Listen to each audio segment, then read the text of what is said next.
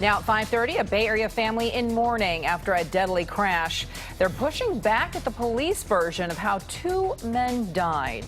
Good evening, I'm Veronica De La Cruz. I'm Alan Martin. The crash happened Saturday night on northbound Snell Avenue, just north of Rosenbaum Avenue. KPIX 5's Devin Fehely says that the men's families don't believe that they were racing. San Jose police say that this crash was caused by street racing, but people who knew the two victims say they just don't buy it.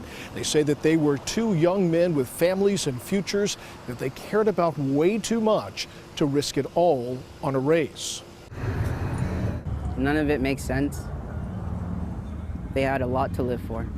Along with a growing memorial, flowers and photos, cards and candles, family members of the two victims, cousins Miguel Rodriguez and Ernie Chapas, say they have a growing list of questions about the crash. Being half a block away from home, I know that they would not risk their lives over some random street race. Black Jeep possibly hit a pole, split in half and fully engulfed. San Jose police say all of the available evidence points to a street race as the cause of the deadly crash. The victims, investigators say, lost control of their Jeep and plowed into a tree.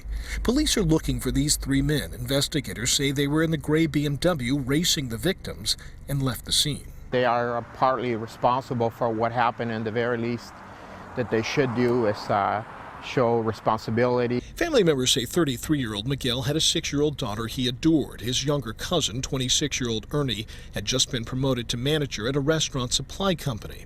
The family is imploring police to continue their investigation, finding it impossible to believe that either man would risk their life for a race. We want them to be remembered for the amazing souls that they were, not for some random race.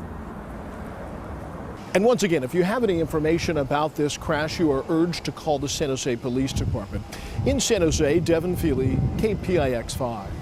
Now, the driver and two passengers in that other car could face felony hit-and-run charges, depending on what the investigation uncovers.